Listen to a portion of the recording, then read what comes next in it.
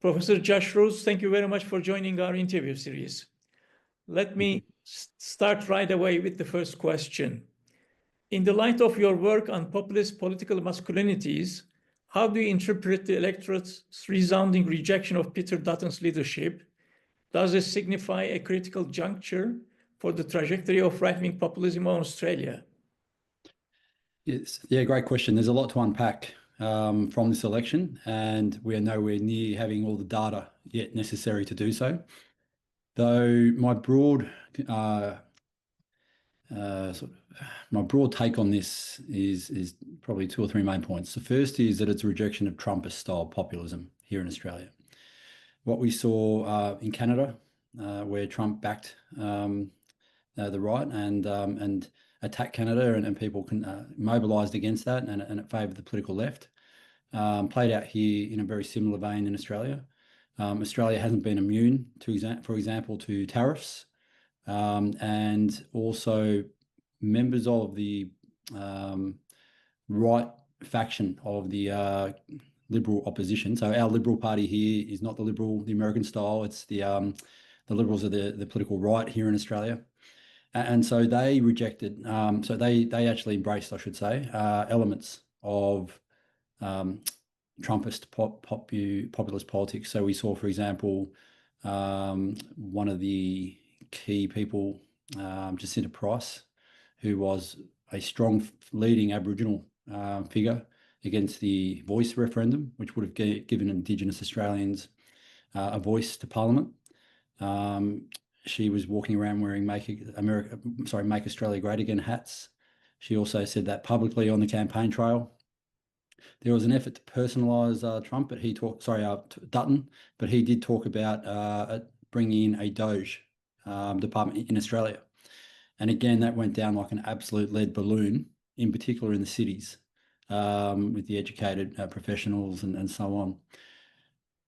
That said, concerningly, there was a surge to the far right that hasn't yet been unpacked. There were many seats where the One Nation Party, Pauline Hanson's a reasonably well-known international figure to the populist right, known for stunts like wearing a burqa into Parliament and other things. So she, One Nation have actually in some ways become a more mainstream right party, gaining more votes. And also the, I'm not sure how to frame this, but embarrassingly pro-Trump party, the Trumpet of Patriots, it was called, run by a mining billionaire.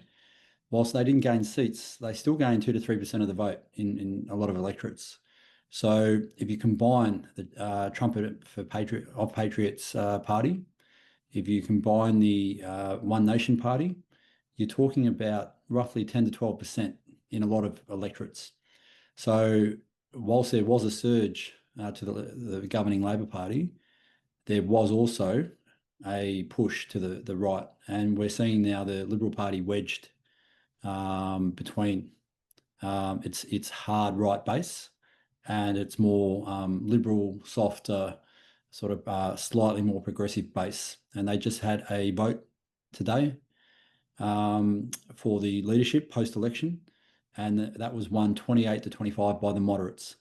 And so the Australian Liberal Party now has its first female party leader in the party's history. Right. To what extent can Albanese's re-election be read as a repudiation of the rhetorical and symbolic frameworks commonly associated with strongman populism, or does it rather suggest a recalibrated centrism in response to global political volatility? Again, another good question. I think in many ways, Peter Dutton, the opposition leader, really struggled to overcome his past as a strongman. He had various portfolios when the Liberal Party were in government, so Home Affairs, others, and he was a former policeman who spoke extremely firmly about crime and other areas, traditional fodder of the political right and the populist right. So he struggled to overcome that. Albanese paints himself very much as a centre sort of moderate leader, the everyman, He shows up at the rugby league. So he doesn't walk away from a masculinity. He doesn't distance himself from traditional working class masculinity. He does seek to embrace it, but he does so in a way that is far more popular and acceptable to women, female voters. And female voters really turned significantly on the Liberal opposition in this particular election. So in the context of what's going on globally, it played an important role. We're yet to determine, again, based on the data and based on interviews and the research that will come, just how important it was. But I do think there was a strong repudiation of Trumpist politics. Trump's done more in that first 100 days to unite the world in many respects, and in particular the people with elections coming up. You could argue that the conclave and then the new Pope is also to some extent potentially indicative of this. So I think we're seeing a reaction and a backlash to Trumpist politics in the developed world, and it will be really interesting to see how that plays out in the developing world. Right. Given the transnational dimensions of populism, particularly the re-election of Donald Trump in the US, how do you assess the Trump effect in shaping Australian political sensibilities and its potential backfire in this electoral cycle? Well, Trump has a strong following amongst segments of the political right here. They embrace not only the ultra sort of nationalist, self-interested approach, but they also this nostalgia for a long lost past that he successfully mobilized in the US election. This idea that men are being hard done by, this idea of woke politics, and so on. So there's still a strong element of that over in Australian politics. By no means has that gone away. And in fact, elements of the opposition party have talked about needing to double down. And the only reason that they didn't win the election was because they weren't strong enough in embracing that extreme rhetoric and so on. But I think for the most part, there is no appetite for it, which is quite amazing given that we're facing significant cost of living crisis over here. That is a global phenomenon at the moment. Housing is increasingly unaffordable. The average price of a house in Sydney and Melbourne now hovers around $1 million. We've got a younger generation who are locked out. But what we're seeing is that the older generation, the so-called boomer generation, are effectively becoming a minority in the electorate. We're seeing younger people come through who are looking for more progressive policies and politics that are going to speak to them and resonate with them about them building a better life and having a chance of owning a home, of having a family and so on. So it's going to be really interesting to see how this plays out. But I think it's fair to say that unless something quite incredible happens, this is now a two-term Labor government. Given the majority, I think it's 91 seats in the parliament, which is just about historically unprecedented, just about. We would be looking at least 3 terms, possibly 4 terms. That gives the governing Labor Party a real chance to institute a progressivist agenda. They've got to play their cards right. They can't come across as radical and looking at radical change, but this will shape Australian politics potentially for the next 20 to 30 years if things go the way they're going. Right. Considering your research on political identity and citizenship, how might 2025 election result reshape our understanding of political legitimacy and representative authority in the context of populist decline?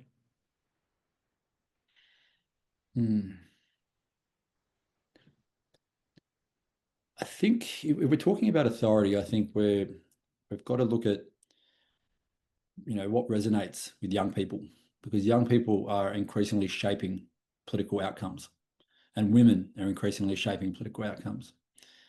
And so this authoritarian hierarchical decision-making model, which has defined Australian politics since Federation, over 100 years, is in the world of social media, in a world where everyone's a publisher, in a world where everyone has an opinion and demands to be heard and so on in particular, and with a education system which encourages critical thinking and resilience amongst people. I don't think there's the appetite for the traditional authoritarian mode of politics with a strongman leader. I think people resoundingly reject it. I think people, ironically, who are most susceptible to those narratives are the weakest and the most vulnerable. The people who feel that they've been dispossessed, marginalised, alienated, disrespected, who feel that humiliation and shame, they're looking for someone strong to get behind and to drag them out of their challenges. But Australia appears to be navigating economic crisis, international security, all these issues reasonably well and keeping people on side. And so whilst we do have an increase in extremism, particularly amongst young people, on a par with what we're seeing in the UK, it is not necessarily playing out with mass mobilisation towards a strongman leader. Right. Does the resurgence of major party dominance and the marginalization of the populist right suggest a broader democratic correction, or might it risk complacency in addressing the socioeconomic grievances that often underline populist support? Yeah, good question. I think in the context of, so we have a preferential voting system here. And so first and foremost, voting is compulsory, which is a real strength of Australian democracy. You line up, you vote, and then you go get what we call a democracy sausage, which is a sausage on a slice of bread, and people post photos of that to show that they've voted. You get fined if you don't vote. So people can vote informally, but it is really a requirement of all citizens. And so to that extent, you get a much better buy-in to our political debate and our campaign because people have to show up. It's a key part of the responsibility of citizenship here. So that said, we have talked there's been a big talk about the rise of the minority parties. The vote for the major parties is falling year on year on year.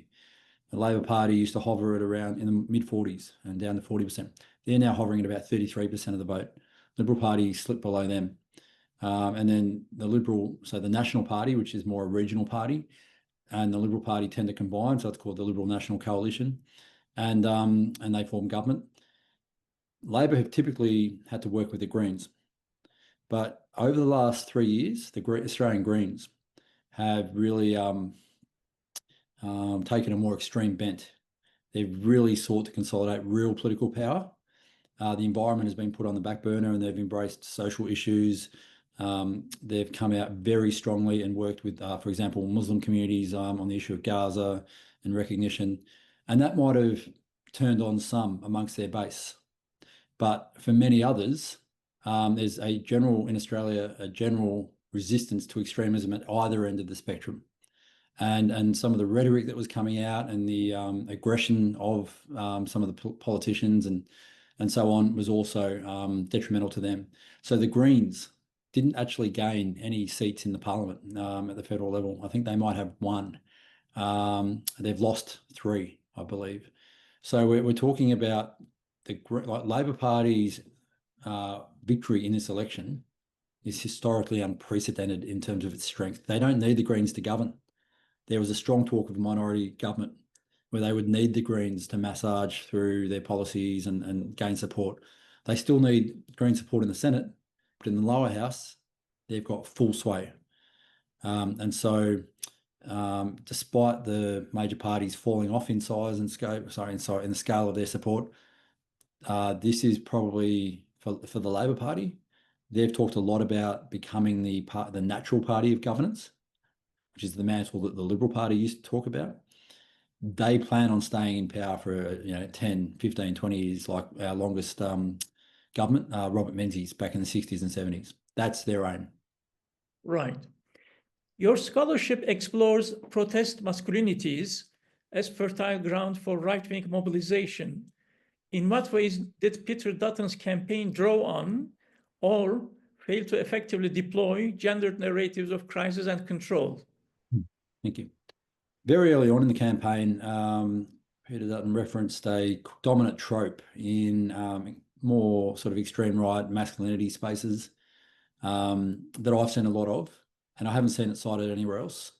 And it's the narrative of strong men create strong times, weak men create tough times, and so on. You would have heard the narrative. And it's this idea that when the going's good, men become weak. And only in tough times do men really come to the fore and shape society. And he adopted some of that, and that's some sort of alt-right language, alt-right type of masculinity that we've seen a lot of online. And it was clear he was tapping into that and attempting to mobilise it. To be fair, the Liberal Party, however, came out incredibly strongly on anti-Semitism, and not in a Trumpist-style way, but in the sense that they were very strong on, and there has been a significant increase here in that space. They came out very strongly against, for example, the Nazis. There's a neo-Nazi movement in Australia that's attempting to grow, who do a lot of hijacking of public events like our Anzac Day and other things, and who have really been seeking to mobilise and exploit young men at the margins and to bring them in. And they've grown, not exponentially by any means, but they've grown from a couple of dozen to maybe 100 people affiliated with them. But they are very loud, very active, and there was a resounding rejection of that type of extreme right from effectively the right-wing major political party. So that explains to some extent why people have been pushed further right. Their fringes have been pushed further right. But where's this going? I think ultimately, when you have a government in power with this sort of majority, who can really implement over a period of time now change that will attack extremism, particularly the far right. We know that they've been very strong in our legislating against, for example, the use of the Nazi salute, the use of the swastika, the Hakenkreuz, and other things. We know that there's likely to be further action in that space and positive action to that extent. Right. How do you situate the performance of masculine coded populism, often framed through control, toughness, and sovereignty, in a political environment increasingly shaped by demands for inclusivity and post-pandemic care politics? That's a deep question. Do you mind asking it again? So sorry, do you mind repeating? Sure. How do you situate the performance of masculine coded populism, often framed through control, toughness, and sovereignty, in a political environment increasingly shaped by demands of inclusivity for post-pandemic care politics? Whew. There's a lot of moving parts to that question. I think what we see is, even on the left side of politics here, there is an embracing of masculinity as a mobilising factor. And so Australia, I have to take a step back, but Australia produces some of the world's best scholars of masculinity, but also feminists, I would argue. People like Germaine Greer, Mann, who's based in the US, and others, Kate Mann, in the feminist space, but also masculinities. Ray Connell, Michael Flood, and others, because our gender politics are so dynamic, but also so at the fore of our politics. We're still effectively a new country, so far as the modern organisation of the nation state. Indigenous people have lived here for 60, 70,000 years, and it's been their country prior to us. But in terms of we are still a modern, new nation state where gender politics are at the fore. And so for that reason, I think we have seen some really strong rejection, not just by the right, but by elements of the left, in particular the trade union movement and others, about this idea of being soft, being too embracing of femininity, too embracing of a masculinity of care. There's some good literature in that space that's been written by some Australians as well. It's a complex question, but I think the dichotomy is being ironed out I think it's a process that will take time. I think you've got to understand Australian politics. We have had dominant masculine politicians in charge of this country for the best part of a century. We had the White Australia policy until the 70s and 80s before multiculturalism came in. We have all of our leaders historically, apart from our state premiers, there's been a few females, we've had one female prime minister. And she had to effectively, we call it in Australia, knife the leader to gain power. And she was subject to a level of abuse for that no other male has ever been subject to. So we have an incredibly masculinist politics. And I think in the context of COVID, working from home, and I think that care work, all those things, I think they are changing as the direct result of the pandemic. And they're changing in ways that we haven't yet necessarily studied in any depth, nor do we fully understand. But I think with 3 to 10, maybe 3 to 4 terms, I should say, of a left-leaning government, where more than 50% of the cabinet now is female for the first time in the nation's history, I think we're going to see the politics shift remarkably over the next decade, particularly with younger people coming through. But how that plays out is yet to be determined. Right. With economic precarity and housing affordability at the center of public concern, how might evolving expressions of masculine discontent shift political alignments among traditionally right-leaning working-class male voters? Yep. Well, I think we're seeing it, and I've discussed it. I think people have shifted away from the Liberal Party and are critical of the Liberal Party, and the Libs have just elected a moderate leader. So that was actually a pretty significant event, the first female leader and a moderate of the Liberal Party in its history. And so that occurred today. And so if you put that in context, that was a really close vote within the party room. What we're seeing is that not only did we know that men in Australia, like they are in the rest of the world, are shifting to the political right. And we know that there was stronger support for far right style polity, albeit a small minority, but nonetheless, 10% isn't non-existent. It's got to be taken seriously. But we also know that there's going to be a lot of tension within the major opposition party about what take they have on precarity, what take they have on working people. In many ways, the major opposition party have talked about becoming the party of the outer suburbs, where the real economic struggle is. People who own houses, cars, attempting to put their kids through school, who can't afford to pay their mortgages, are stuck in traffic. They've attempted to capture that base. Now they've failed.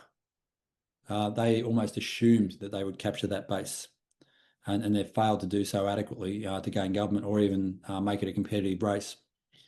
So I think we're seeing a shifting alignment. I think smaller parties like the neo-Nazi party, neo-Nazis here wanted to start a political party. They were way too late, and they wouldn't be allowed to be registered, I wouldn't think, here in Australia. I think there's no chance of that, but nonetheless, they've thrown the idea out there, and we're talking about registering. We've got extreme right parties popping up. I think ultimately there's a significant cleavage emerging here in Australia that I never thought I'd see in terms of generational inequality, but also in terms of almost a new class system emerging. Australia's always been an egalitarian society, at least in principle. But we're more and more seeing people born into wealth, staying in wealth. And if you're not born into a family who owns a house and owns property, it's incredibly difficult to even get on that ladder anymore. So it's possible that we're seeing the emergence of a new class system, which is also going to shape our major political parties and populist politicians on the fringes attempting to exploit that animus and that anger and anxiety. Right. To what extent does Islamophobia remain as a structuring logic within Australian right-wing populist discourse? And how has it evolved in the context of declining electoral returns for its chief proponents? Yeah, so it was a really interesting political campaign because the Muslim community got very active. And I've written about this. They were arguing that neither major political party is representing their interests. They're particularly mobilising around Gaza. And there was a lot of Labor Party politicians in seats that were, prior to this election, somewhat marginal and subject to being targeted on the basis of Gaza because they've got very high Muslim concentrations. So we're talking about 35 to 40% of the population.